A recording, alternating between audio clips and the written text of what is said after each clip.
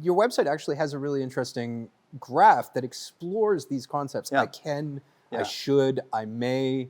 Walk me through some of that, because I think people may not understand that. What I tried there, out of my experience, is to, when I was speaking about the polyvagal theory, obviously that's a physiological theory, and it brings like these states in what the nervous system is active, how it is activating, and how that plays out.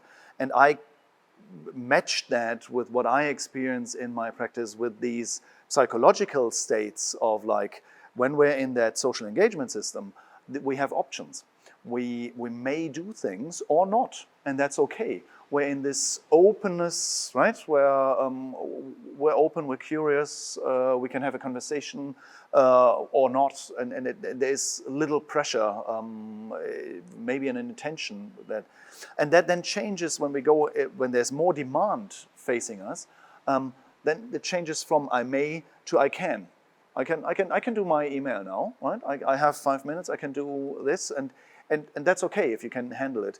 Now the stress goes further up, there's more demand, there's more email in a day, there is more stress facing you, you hear about something that you have to do, and then it's really about taking this in, and what changes then in this should state.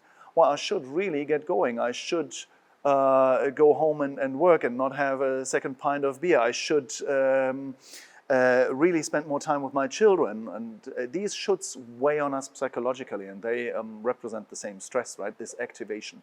And that, what I see, is again going into another escalation, if you will, into an I must do this now. I must go home. I must finish the deadline. I must produce a certain outcome, or I must show up in a certain way. And that weighs on people heavily, because then there's no leeway anymore, right? There's no choice there.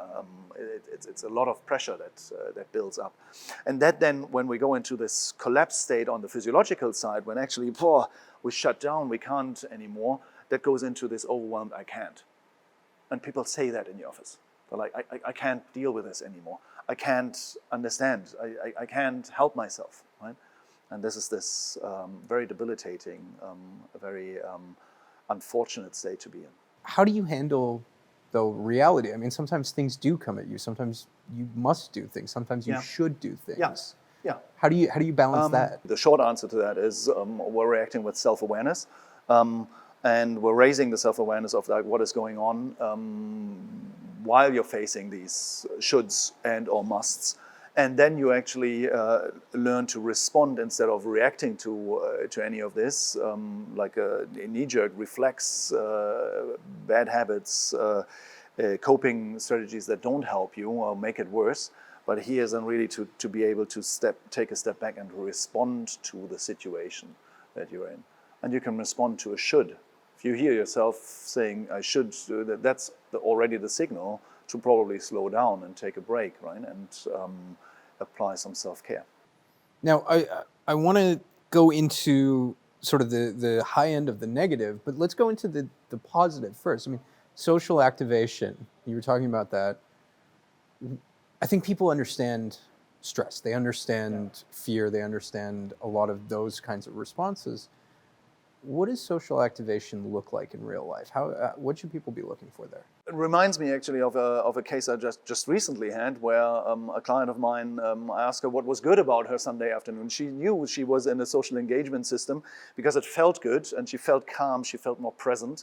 But she couldn't really put her finger on and find a language of, like, what was good, right? So we worked that out, and we found out, okay, so watching out for, very often what happens is people then say, like, well, I didn't feel stressed. There wasn't emails nagging me.